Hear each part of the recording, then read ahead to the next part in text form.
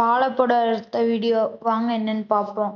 3 வாழைப்பழை கொண்டுட்டு எங்க அம்மாச்சி வந்து இந்த பக்கம் வாழைப்பழம் அறுத்துட்டு இருக்காங்க.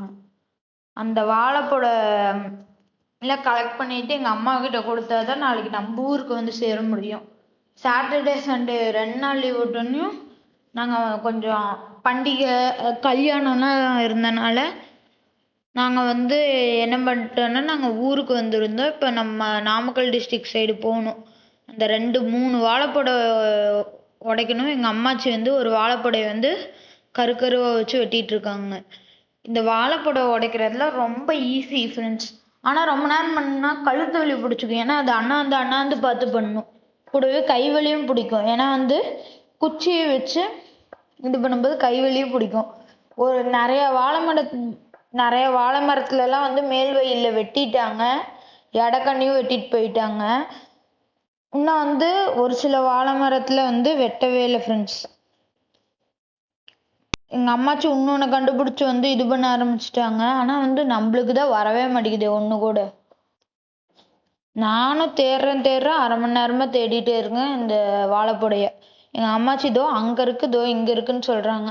இன்னொரு வாழைப்படைய போய் தேடுவோம். இதோ இங்கிருந்து தான் வெட்டினாங்க போலத தெரியலையே.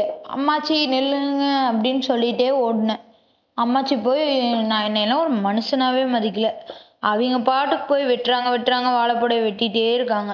இதோ இங்கே ஒன்று போட்டாங்க பாடுங்க. நாம் தான் பொறுக்கிட்டு இருக்க வேண்டியதாக இருக்குது. இதோ பால் வேற வடியுது. கரெக்டாக போய் போட்டு அப்படியே விட்டுட்டு போயிடுவாங்க. நான் போய் தொட்டு எடுக்கும்போது என் கை ஃபுல்லாக பாலாகும். நம்ம வாழைக்காடு ஆக்சுவலி ஒரு 100 தாருக்கு பக்கமாக வெட்டிட்டாங்க. ஒரு சில தாரெல்லாம் இன்னும் முத்தாமல் இருந்தனால சரி நாங்கள் அப்புறமேல வந்து வெட்டுறோன்னு வெட்டாமல் விட்டுருந்தாங்க ஃப்ரெண்ட்ஸ்.